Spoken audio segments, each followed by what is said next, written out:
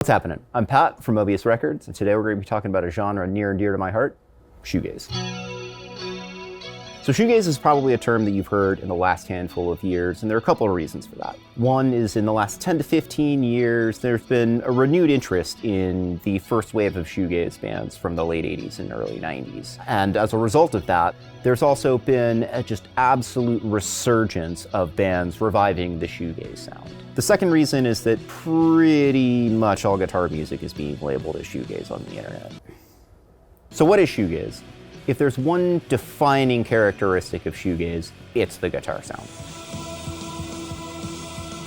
Shoegaze guitar tends towards a couple of different sounds: shimmering and ethereal, or swirling, droning, all-encompassing wall of sound, both of which are achieved through the heavy use of guitar pedals like chorus, delay, distortion, and reverb.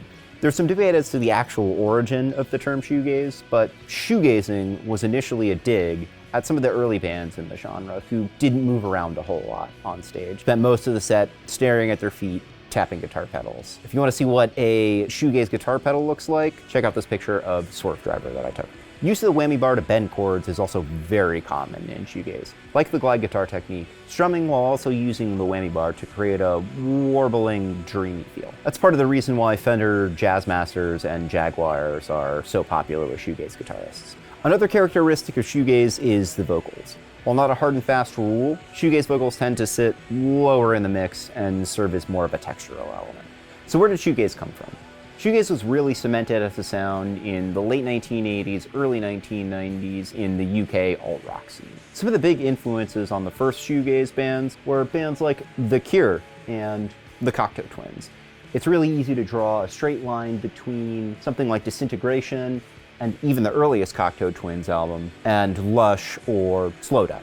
It's also hard to understate the influence of the Jesus and Mary chain, particularly on My Bloody Valentine. So in addition to The Cure, the Cocteau Twins, Jesus and Mary chain, some of those early shoegaze bands drew influence from across the pond. Bands like Dinosaur Jr. and Sonic Youth.